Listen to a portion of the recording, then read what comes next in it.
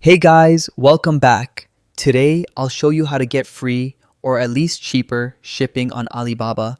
Here's the thing, Alibaba doesn't actually offer direct free shipping. Shipping fees can get expensive depending on the product and your location. But there are ways to minimize these fees. Start by searching for the product you want. Then filter your search by supplier location. Choosing suppliers closer to your country will usually reduce shipping costs. For example, if you're in the United States, pick suppliers from the US or nearby regions. This can make shipping faster and cheaper. Selecting a closer supplier is the key to minimizing shipping fees. Once you find a product, select the size or variant you want and click Add to Cart. Then, go to your cart at the top right to check the shipping costs. You'll notice that choosing products from nearby suppliers usually gives lower shipping fees.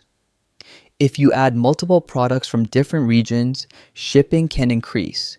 Deselect higher cost items or switch to suppliers closer to you.